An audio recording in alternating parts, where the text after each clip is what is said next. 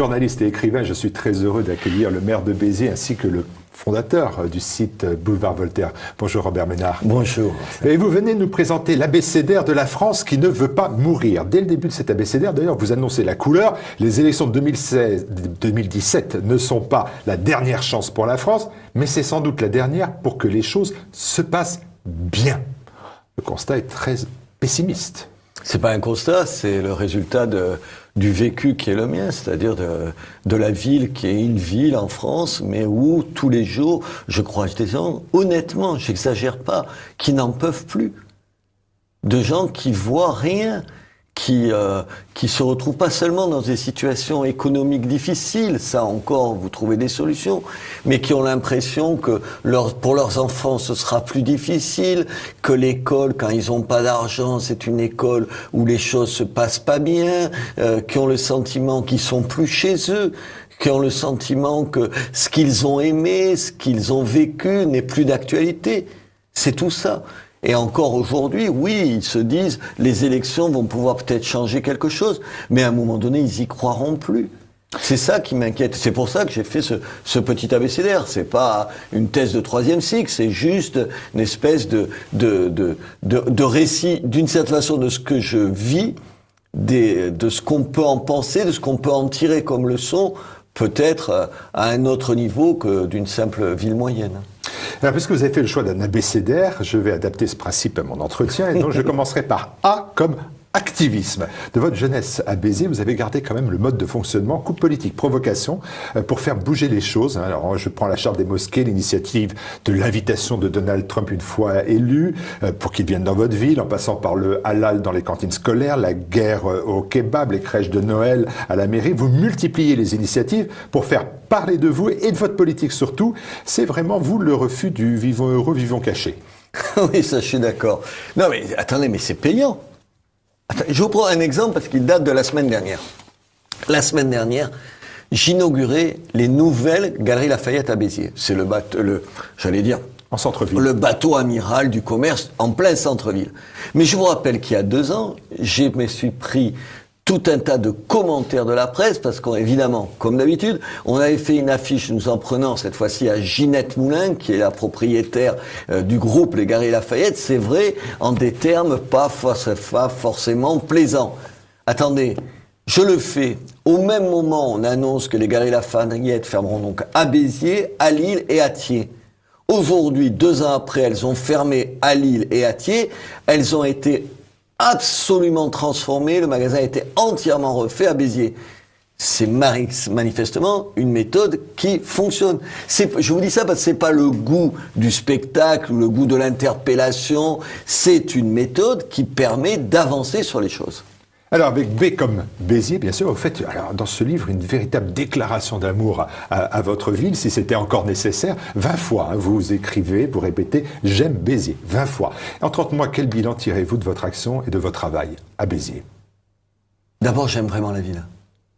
Sinon, tu n'es pas maire. C'est un boulot de tous les jours, tout le temps, 7 jours sur 7. Vous êtes à la disposition des gens. Donc, si vous aimez pas ça, si vous vous intéressez pas au trottoir, vous savez, comme on dit de façon un peu péjorative, à la propreté de la ville, si vous n'avez pas une passion, moi je traite la ville comme si c'était chez moi. Ça me fait mal au cœur de voir une façade qui est pas belle et je vois comment je peux la faire changer.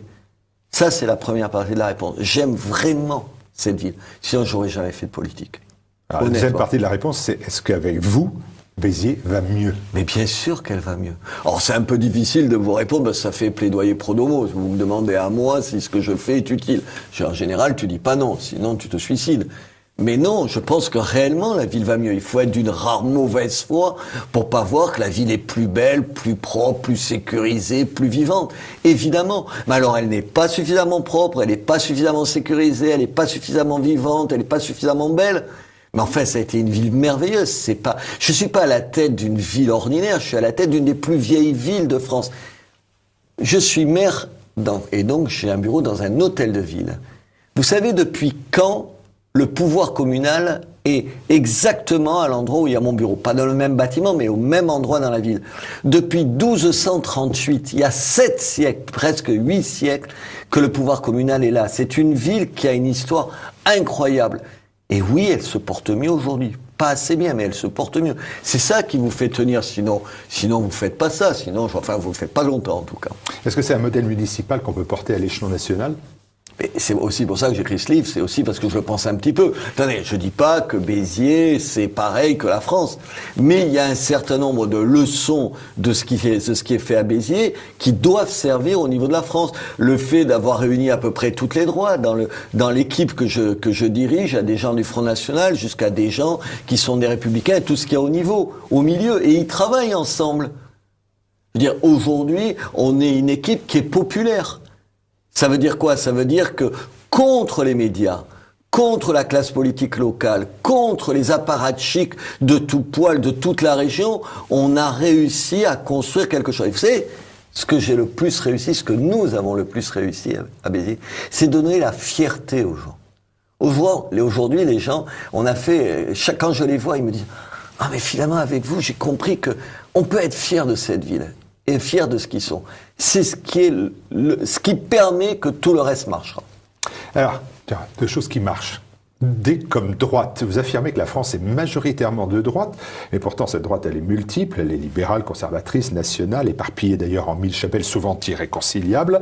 La belle initiative de réunion par exemple autour de Haut Stade droite à Béziers n'a pas abouti à un changement des esprits. Non, ça n'a pas abouti, c'est pas un succès. Attends, je vais pas vous faire semblant de vous dire, ah oui, finalement, bien sûr que ça a été un succès sur le coup, parce qu'il y avait 2000 personnes qui étaient là et tout, mais sur la suite, on a continué à buter sur les intérêts de boutiques, il faut pas dire de partis, c'est des fois des intérêts de boutiques, les égos des uns et des autres. Ce que vous y faisiez allusion à l'instant, c'est cette vieille histoire de cette droite qui est perclue comment dire, de mauvais souvenirs, de bisbites qu'ils n'arrivent pas à oublier. Ça me tue des fois. Moi, je viens pas de là. Je viens pas de là, mais je suis sidéré du gouffre qu'il y a entre la première partie de la phrase qui consiste à dire « Oui, attention, on est au bord de l'abîme », enfin vous l'entendez, je suppose qu'ici, à TV Liberté, vous l'avez entendu 1000 fois, la civilisation est en danger, la France n'en parle pas et tout ça. Et en même temps, les mêmes qui vous tiennent ça, quand vous leur dites, ben alors, on se met tous quelque part et on essaye de sortir de là. Non! Chaque fois prend le pas les calculs des uns et des autres, les ambitions des uns et des autres, les rêves des uns et des autres. Et c'est insupportable. Oui, c'est très très compliqué. Résultat des courses, aujourd'hui, la seule alternative sérieuse par rapport en gros, à la droite et à la gauche classique, c'est évidemment Marine Le Pen. C'est là. Alors moi, je le dis même aux catholiques qui m'exaspèrent. Je le dis parce que j'en suis un. Je dis, il faut arrêter de bougonner. Il faut arrêter de venir. Il y a Philippot, patati, patata. On n'en veut pas et tout. Oui, moi, Philippot, c'est pas ma tasse de thé. Reste qu'aujourd'hui, la seule qui dit clairement que sur le mariage pour tous, elle reviendrait sur la loi, c'est elle. C'est clair. Et sur tout un tas d'autres questions, elle est quand même plus proche de nous que n'importe lequel des autres. Donc voilà, alors oui, la droite hors des murs, c'est pas un succès. Bon propos, parce que là, j'en arrive tout de suite à la lettre G, mais là, ce n'est pas choisi, c'est vous qui la choisissez. G comme grand remplacement. Alors là, vous faites vôtre l'expression de Renaud Camus, bien sûr, en indiquant que c'est une expression heureuse par son intense simplicité. Mais vous savez quand même que cette notion, elle est niée par la gauche, non acceptée par la droite libérale, mais aussi par la droite nationale, par Marine Le Pen. Mais vous avez raison, mais c'est un des points de désaccord que j'ai avec elle. Je pense qu'il faut parler franchement. Pardon, là on est à quelques jours de l'élection de Trump. C'est quoi l'élection de Trump? C'est d'abord parler sans précaution. C'est sans cette peur du candidaton, et le candidaton dans une démocratie, ce sont les médias. Pour dire. Donc, il faut dire, c'est un peu difficile de dire ça, bon, enfin, vous êtes un média un peu à part, c'est pas pareil quand même, je peux le dire ici. Il faut juste s'asseoir sur les médias. Dire, on n'en a rien à faire. On dit ce qui est. Et oui, attendez, le grand remplacement, c'est pas un concept inventé par Renaud Camus. C'est lui qui l'a formulé dans une belle expression qui dit ce qu'elle veut dire. C'est surtout une constatation de tous les jours. Le grand remplacement dans ma ville, je le vois tous les jours. Quand je prends le métro, quand je suis à Paris, comme aujourd'hui, je le vois tous les jours. Vous avez des quartiers qui sont des quartiers blancs, vous avez des quartiers qui sont des quartiers arabes, vous avez des quartiers qui sont des quartiers noirs. Et à Béziers, en plus, vous avez des quartiers qui sont des quartiers gitans. C'est ça la réalité. Alors vous pouvez tergiverser avec ça, vous pouvez avoir peur. Et moi-même, des fois, je me dis, tu devrais pas le dire comme ça parce que tu vas encore te faire agresser et tout. Mais c'est la réalité. Les gens, ils ont envie de ça. Les gens, ils ont envie aux États-Unis, ils ont envie pareil en France. Et Marine Le Pen a tort de prendre avec tant de pincettes quelque chose qui parle tellement à tout le monde. Prendre des pincettes, c'est I comme islam. Là, vous faites, la distinction entre l'immense majorité des musulmans qui entendent vivre paisiblement et une minorité plus radicale. Cette distinction vous éloigne quand même de vos amis Éric Zemmour et Philippe de Villiers que vous avez reçus en grande pompe à Béziers. Est-ce que vous considérez finalement que l'islam est compatible avec la République ou avec la France? Faut que je sois honnête sur cette réponse. Je ne sais pas, si vous ne l'étiez pas sur les précédentes. C'est compliqué. Bien sûr que je vois tous les jours à quel point il ne s'agit pas simplement d'une minorité de gens qui poseraient problème, qui seraient ou des extrémistes ou des délinquants. Finalement, d'une certaine façon, on pourrait arriver à bout de ça. Difficilement, mais on y arrivera à bout.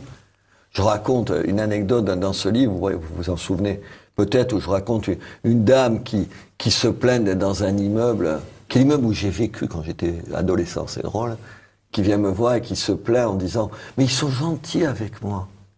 Ils, sans préciser plus, évidemment, il faut faire attention à ce qu'on dit. Ils sont gentils avec moi, ils portent mes courses quand je monte, il n'y a pas... Mais vous comprenez, je suis la seule, là encore, elle dit pas la seule quoi, elle était la seule non-musulmane dans une cage d'escalier où il n'y a que des musulmans. Et elle en peut plus. Parce que ça veut dire quoi? Parce que vous n'avez pas exactement les mêmes modes de vie. Les mêmes façons d'être, les mêmes façons d'occuper l'espace public. L'espace public, c'est les cages d'escalier, pour parler encore plus simplement. Alors bien sûr que je le vois que ça. Et que j'aurais tendance à vous dire ça, rajouter à un islam qui est pas seulement une religion. L'islam, c'est pas vrai que c'est une religion comme, je sais pas, j'en sais rien, t'es pas musulman comme t'es taoïste, bouddhiste ou chrétien. Et en même temps, j'ai peur de le dire. Parce que comme mère, comment je m'en sors? Qu'est-ce que je fais? Dans ma ville, reste que les 2/3 des enfants dans les écoles publiques sont des musulmans. Qu'est-ce que je fais? Comment vous en sortez? Alors je jongle, oui, maladroitement, peut-être pas aussi clairement que je devrais, vous avez compris, c'est deux réalités. Ce que je suis capable de penser intellectuellement et puis ce à quoi ça m'amène dans la pratique. Comment vous faites? Mettez-vous une seconde à ma place. Qu'est-ce que vous faites? Dites quoi aux gens? Dire c'est compliqué. Il y a 5 mosquées dans ma ville. Qu'est-ce que je fais? Comment vous en sortez? Alors je jongle, oui, maladroitement, peut-être pas aussi clairement que je devrais, vous avez compris, c'est deux réalités. Ce que je suis capable de penser intellectuellement et puis ce à quoi ça m'amène dans la pratique. Comment vous faites? Mettez-vous une seconde à ma place. Qu'est-ce que vous faites? Dites quoi aux gens? Dire c'est compliqué. Il y a 5 mosquées dans ma ville. Ça suffit. Et qu'est-ce que je fais avec ces mosquées? Je les éradique. Je conclus que on ne peut être un Français à part entière que si on est de moins en moins musulman. Passons à la lettre L, comme laïcité. Vous considérez que la laïcité n'est pas un rempart au fanatisme. Vous affirmez que à la laïcité, il faut préférer l'identité. Mais bien sûr, la laïcité, c'est pas une arme contre tout ce qu'on vient de dire à l'instant. Dire la laïcité, si c'est tenir à distance les différents cultes, comme si ces différents cultes avaient la même part, la même histoire, la même importance dans ce pays et dans ce qu'est la France, vous vous plantez. C'est pas vrai. C'est une des difficultés. Vous pouvez pas dire, ce n'est pas vrai que le christianisme a la même place que le bouddhisme dans la France. Et on ne peut pas les traiter de la même façon. Jusque-là, on va être d'accord, c'est pas un problème, les bouddhistes, ils mettent pas de bombes et ils tuent personne. Donc tout va très bien avec les bouddhistes. Le problème, c'est qu'il faut le dire aussi pour l'islam. Il faut dire pour l'islam que non, l'islam n'a pas, il ne devra pas, et ne devrait pas avoir, et il n'est pas souhaitable qu'il ait une place comme le christianisme dans notre pays. Alors évidemment, ça va à l'encontre de tout ce qu'on raconte, de la tendance même qu'on peut avoir comme élu à dire « Mais non, écoutez, que chacun soit à sa place ». Non, chacun n'a pas la même place. N'a pas la même place. Je le dis, et là encore, c'est compliqué, parce qu'en même temps, c'est pas sur un plateau de télévision qui seulement il faut que je le dise. Ce que je vous dis là, ça va être entendu par les gens dans ma ville. Il y a un certain nombre d'imams que je connais qui vont venir me voir et qui vont dire « Mais qu'est-ce qu'on fait ensemble alors ?» En vous écoutant parler de laïcité, je reste à la lettre L. Et cette fois-ci, je reviens à Le Pen. Parce que, alors, vous avez dit sur Marine Le Pen l'essentiel à l'instant. Vous dites dans votre ouvrage que c'est une héritière qui a su faire fructifier l'héritage et qu'elle incarne l'ultime espoir pour des millions de Français. Les choses sont claires. Mais pourtant, en vous lisant, à chaque page de votre abécédaire, quand on commence à avortement et on termine à laïcité en passant par grand remplacement, et j'en ai oublié quelques-uns, tout vous éloigne. On a l'impression même presque volontairement de Marine Le Pen, sur le fond, mais même sur la forme. Non, sur la forme, non, oui, ça va, oui. Je suis d'accord, on parle pas... Sur la forme, d'accord. Mais sur le fond? Mais sur le fond, oui, mais en même temps... Si vous en remettez une louche sur l'avortement, c'est pas nécessaire, je veux dire. Pourquoi c'est pas nécessaire? Dans votre ville de Béziers, dans votre ville, etc., c'est pas la question primordiale. Vous savez bien qu'elle est clivante au sein de la droite nationale. Non, mais j'essaye d'être honnête. Qu'est-ce que vous voulez? Que je taise toutes les questions qui posent problème? Et que je fasse comme tout le monde? Je veux pas faire ça. Je pense que ce qu'on a à apprendre, une des choses qu'on a à apprendre encore une fois de ce qui s'est passé aux États-Unis, c'est de dire, de mettre carte sur table, de pas avoir de prudence. Moi, j'ai de vrais désaccords avec Marine Le Pen. Vous croyez que j'applaudis à tout ce que dit Trump? Enfin, je suppose pas vous plus que moi. Mais en même temps, je serais américain, j'aurais voté sans hésiter pour lui, mais sans hésiter une seconde. Et j'appellerai à voter pour Marine Le Pen, malgré, vous avez raison, tout un tas de désaccords. Je suis catholique pratiquant. Je suis hérissé, le mot est faible, parce que ce que dit régulièrement son âme damnée, vous voyez de qui je veux parler. Non, vous n'avez pas une idée pour Marine Le Pen, ça vous dit rien du tout. Sur le numéro 2 du Front National, ça vous dit rien du tout non plus. Je suis en désaccord. Mais en même temps, Marine, c'est quand même la seule, en même temps la seule qui concrètement s'est engagée, par exemple, sur le mariage pour tous, à revenir dessus si elle est élue. Aussi simplement que ça. Voilà, je fais avec ça. On reste à la lettre L, puisque vous faites avec ça, vous faites L comme législative, et donc aux législatives, vous unifiez l'ensemble des droites, vous allez pouvoir recréer aux législatives ce que vous avez fait au municipal? Ou est-ce que vous aurez un candidat Les Républicains contre vous, un candidat Front National contre vous? Est-ce que vous ne serez pas candidat ou quelqu'un d'autre? Non, je ne serai pas candidat. Il y aura un candidat qui sera soutenu par le Front National, Philippe de Villiers, Dupont-Aignan, enfin j'espère tout le monde, comme je l'ai fait une fois. Je m'emploie à ça. Et une partie des Républicains qui ont plus envie d'entendre parler des Républicains comme ils sont. Et ce que je souhaite, je l'ai dit à Marine Le Pen, puisque vous parliez de Marine Le Pen, je souhaite qu'elle... C'est dans le livre. Hein, oui, non, mais vous insistiez sur ce point-là, pardon.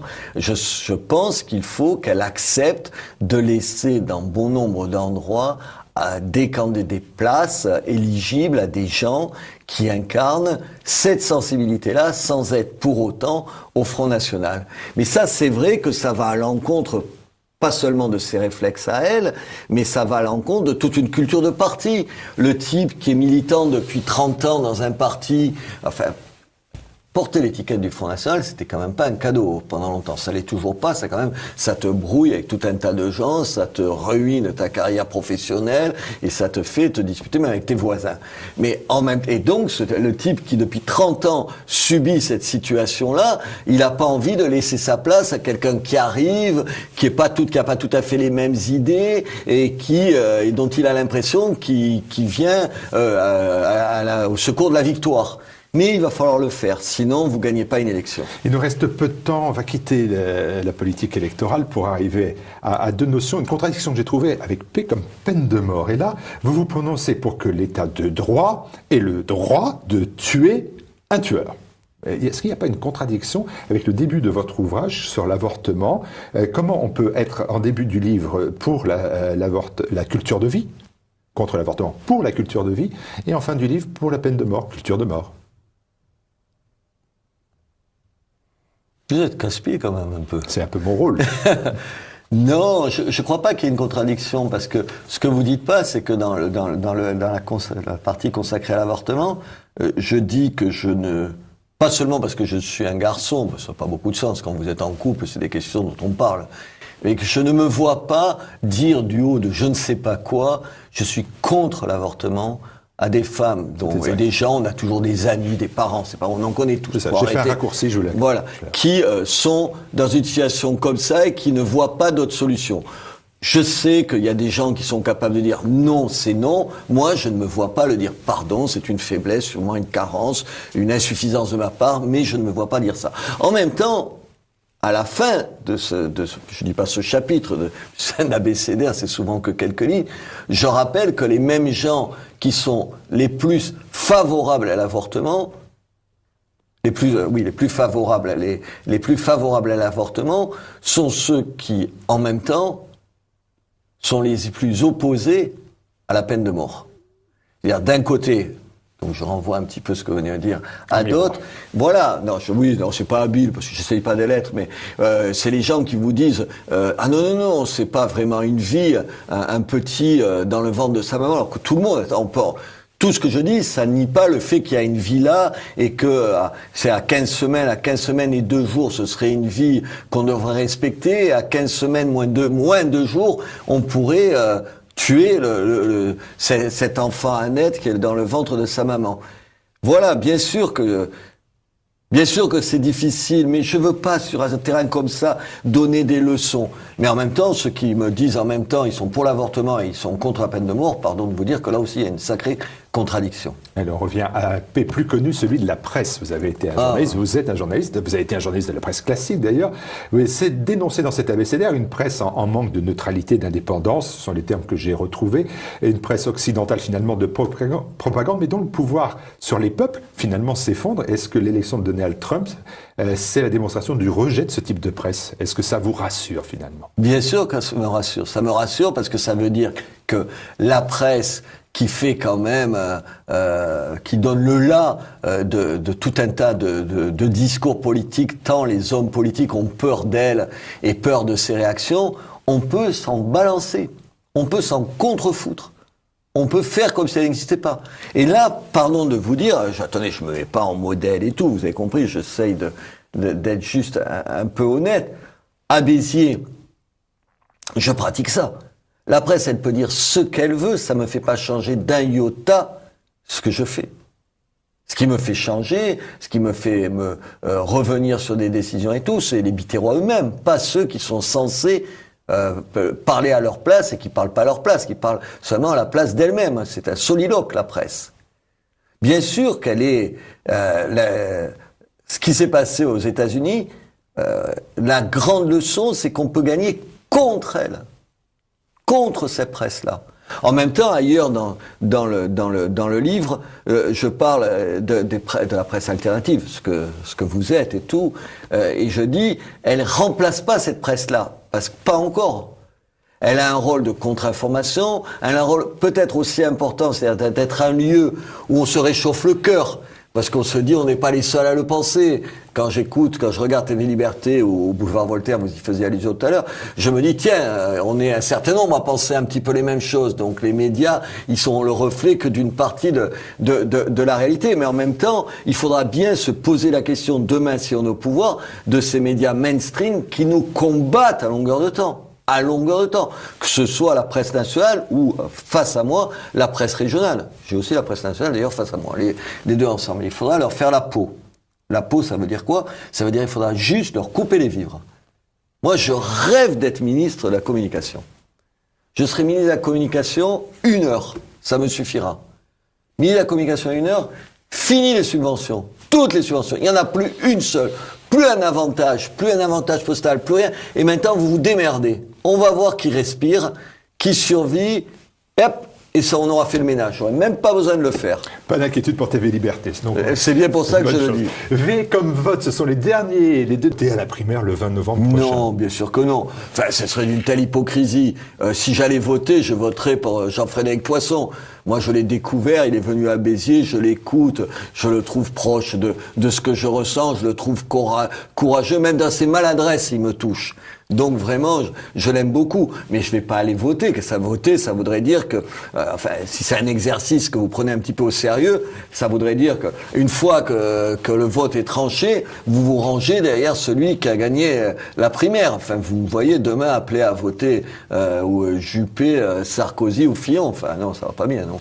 Non, je ne le ferai pas. Allez, le dernier, Z comme Zorro. Vous savez que Jean-François Copé, lors du débat primaire, c'était le second débat, le deuxième, pardon, a indiqué qu'il était Zorro. Est-ce que vous êtes Zorro, vous, pour sauver la France qui ne veut pas mourir? Est-ce que vous avez pensé être Zorro à un moment? C'est pas gentil de dire. C'est d'abord de me comparer à M. Copé. Non, mais je ça, c'est pas gentil. C'est pas gentil. Ah, Zorro, oui. Non, non. J'essaye modestement.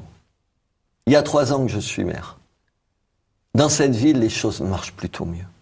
Les gens sont plutôt c'est un grand mot, mais un peu plus heureux qu'ils ne l'étaient. Ils sont sûrement 1000 fois plus fiers de leur ville qu'ils l'étaient. J'essaye simplement de me dire, sans me prendre au sérieux, qu'une certaines décisions, certaines réalisations peuvent servir ailleurs qu'au niveau local. Je suis pas un théoricien. J'essaye juste de me dire, ce qu'on a senti, les erreurs qu'on a faites, ce qu'on a appris, peut-être ça pourrait servir au niveau de la France. Et puis la deuxième chose, c'est qu'il y a un certain nombre de questions qui ne peuvent pas se régler au niveau local. Il y a le problème de l'immigration, des migrants. Vous avez vu, je ne veux pas recevoir d'autres migrants. Résultat des courses, le 1er décembre, je devrais m'expliquer devant le tribunal administratif. Une fois de plus devant un tribunal administratif. Parce que je ne veux pas. Parce que ces questions, malheureusement, ne peuvent pas se trancher au niveau du maire.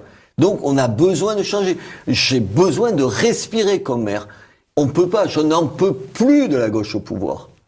Je renvoie pas dos à dos la gauche et la droite, c'est pas vrai, je ne le pense pas. Vous avez tout le mal que je vous dis des candidats républicains. Mais en même temps, je pense pas que ce soit exactement la même chose que la gauche. Moi, je suis pragmatique, je la vois la gauche au pouvoir. Je vois ce que c'est un sous-préfet, un préfet de gauche, comment il vous empêche de sortir cette ville de la situation où elle est. Comment ils choisissent les islamistes contre nous. Comment ils choisissent le pire plutôt que le bien de cette ville. Comment ils se font les alliés des pires racailles qu'il y a dans ma ville. Les alliés des pires racailles qu'il y a dans ma ville. Monsieur le sous-préfet de Béziers. C'est ça, la réalité. Et ça, j'en peux plus. J'ai besoin de sortir ma ville de cette situation. Et donc, j'ai besoin de plus les voir en face de moi. Voilà, et si vous avez besoin d'air, vous aussi, alors c'est l'ABCDR, ça rime, de la France qui ne veut pas mourir, aux excellentes éditions Pierre-Guillaume Deroux. Merci Robert Ménard. Journaliste et écrivain, je suis très heureux d'accueillir le maire de Béziers ainsi que le fondateur du site Boulevard Voltaire. Bonjour Robert Ménard. Bonjour. Et vous venez nous présenter l'abécédaire de la France qui ne veut pas mourir. Dès le début de cet abécédaire, d'ailleurs, vous annoncez la couleur. Les élections de 2017 ne sont pas la dernière chance pour la France, mais c'est sans doute la dernière pour que les choses se passent bien. Le constat est très pessimiste. C'est pas un constat, c'est le résultat du vécu qui est le mien, c'est-à-dire de la ville qui est une ville en France, mais où tous les jours, je croise des gens, honnêtement, j'exagère pas, qui n'en peuvent plus. De gens qui voient rien, qui se retrouvent pas seulement dans des situations économiques difficiles, ça encore, vous trouvez des solutions, mais qui ont l'impression que pour leurs enfants, ce sera plus difficile, que l'école, quand ils ont pas d'argent, c'est une école où les choses se passent pas bien, qui ont le sentiment qu'ils sont plus chez eux, qui ont le sentiment que ce qu'ils ont aimé, ce qu'ils ont vécu n'est plus d'actualité. C'est tout ça. Et encore aujourd'hui, oui, ils se disent, les élections vont pouvoir peut-être changer quelque chose, mais à un moment donné, ils y croiront plus. C'est ça qui m'inquiète. C'est pour ça que j'ai fait ce petit abécédaire. C'est pas une thèse de 3e cycle, c'est juste une espèce de récit, d'une certaine façon, de ce que je vis, de ce qu'on peut en penser, de ce qu'on peut en tirer comme leçon, peut-être à un autre niveau que d'une simple ville moyenne. Alors, puisque vous avez fait le choix d'un abécédaire, je vais adapter ce principe à mon entretien, et donc je commencerai par A comme activisme. De votre jeunesse à Béziers, vous avez gardé quand même le mode de fonctionnement coupe politique, provocation, pour faire bouger les choses. Alors, je prends la charte des mosquées, l'initiative de l'invitation de Donald Trump une fois élu, pour qu'il vienne dans votre ville, en passant par le halal dans les cantines scolaires, la guerre au kebab, les crèches de Noël à la mairie. Vous multipliez les initiatives pour faire parler de vous et de votre politique surtout. C'est vraiment, vous, le refus du vivons heureux, vivons cachés. Oui, ça, je suis d'accord. Non, mais attendez, mais c'est payant. Je vous prends un exemple parce qu'il date de la semaine dernière. La semaine dernière, j'inaugurais les nouvelles Galeries Lafayette à Béziers. C'est En centre-ville. Le bateau amiral du commerce en plein centre-ville. Mais je vous rappelle qu'il y a 2 ans, je me suis pris tout un tas de commentaires de la presse parce qu'évidemment, comme d'habitude, on avait fait une affiche nous en prenant cette fois-ci à Ginette Moulin, qui est la propriétaire du groupe Les Galeries Lafayette. C'est vrai, en des termes pas forcément plaisants. Attendez, je le fais. Au même moment, on annonce que les Galeries Lafayette fermeront donc à Béziers, à Lille et à Thiers. Aujourd'hui, 2 ans après, elles ont fermé à Lille et à Thiers. Elles ont été absolument transformé, le magasin a été entièrement refait à Béziers. C'est manifestement une méthode qui fonctionne. Je vous dis ça parce que c'est pas le goût du spectacle ou le goût de l'interpellation, c'est une méthode qui permet d'avancer sur les choses. Alors, avec B comme Béziers, bien sûr, vous faites alors, dans ce livre une véritable déclaration d'amour à votre ville, si c'était encore nécessaire. 20 fois, hein, vous écrivez, vous répétez « J'aime Béziers », 20 fois. En 30 mois, quel bilan tirez-vous de votre action et de votre travail à Béziers? D'abord, j'aime vraiment la ville. Sinon, tu n'es pas maire. C'est un boulot de tous les jours, tout le temps, 7 jours sur 7. Vous êtes à la disposition des gens. Donc, si vous aimez pas ça, si vous vous intéressez pas au trottoir, vous savez, comme on dit de façon un peu péjorative, à la propreté de la ville, si vous n'avez pas une passion, moi je traite la ville comme si c'était chez moi. Ça me fait mal au cœur de voir une façade qui est pas belle et je vois comment je peux la faire changer. Ça, c'est la première partie de la réponse. J'aime vraiment cette ville. Sinon, j'aurais jamais fait de politique. Alors, la deuxième partie de la réponse, c'est est-ce qu'avec vous, Béziers va mieux? Mais bien sûr qu'elle va mieux. Alors c'est un peu difficile de vous répondre, parce que ça fait plaidoyer pro domo. Vous me demandez à moi si ce que je fais est utile. En général, tu dis pas non, sinon tu te suicides. Mais non, je pense que réellement la ville va mieux. Il faut être d'une rare mauvaise foi pour pas voir que la ville est plus belle, plus propre, plus sécurisée, plus vivante. Évidemment. Mais alors elle n'est pas suffisamment propre, elle n'est pas suffisamment sécurisée, elle n'est pas suffisamment vivante, elle n'est pas suffisamment belle. Mais enfin, ça a été une ville merveilleuse. Je suis pas à la tête d'une ville ordinaire, je suis à la tête d'une des plus vieilles villes de France. Je suis maire, et donc j'ai un bureau dans un hôtel de ville. Vous savez depuis quand le pouvoir communal est exactement à l'endroit où il y a mon bureau? Pas dans le même bâtiment, mais au même endroit dans la ville. Depuis 1238, il y a 7 siècles, presque 8 siècles, que le pouvoir communal est là. C'est une ville qui a une histoire incroyable. Et oui, elle se porte mieux aujourd'hui. Pas assez bien, mais elle se porte mieux. C'est ça qui vous fait tenir, sinon vous faites pas ça. Sinon, vous le faites pas longtemps, en tout cas. Est-ce que c'est un modèle municipal qu'on peut porter à l'échelon national? Et c'est aussi pour ça que j'écris ce livre, c'est aussi parce que je le pense un petit peu. Attendez, je dis pas que Béziers, c'est pareil que la France.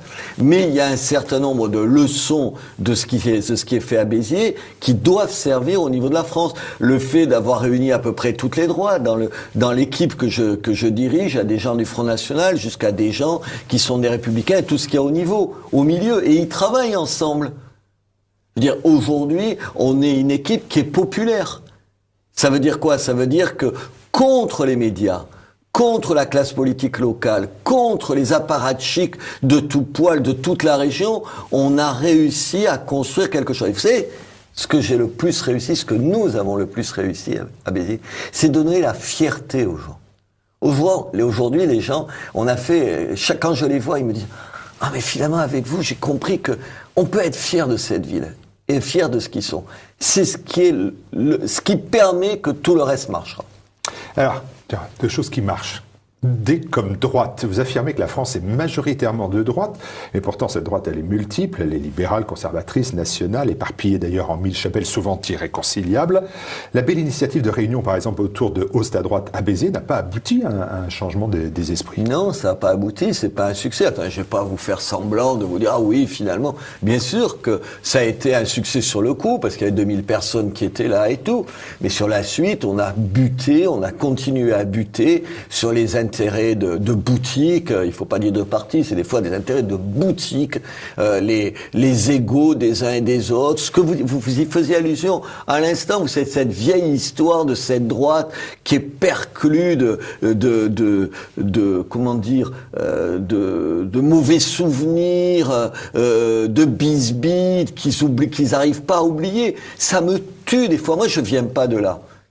Je viens pas de là. Mais je suis sidéré du gouffre qu'il y a entre la première partie de la phrase qui consiste à dire « Oui, attention, on est au bord de l'abîme ». Enfin, vous l'entendez, je suppose qu'ici, à TV Liberté, vous l'avez entendu 1000 fois, la civilisation est en danger, la France n'en parle pas et tout ça. Et en même temps, les mêmes qui vous tiennent ça, quand vous leur dites, ben alors, on se met tous quelque part et on essaye de sortir de là. Non! Chaque fois, prend le pas les calculs des uns et des autres, les ambitions des uns et des autres, les rêves des uns et des autres. Et c'est insupportable. Oui, c'est très très compliqué.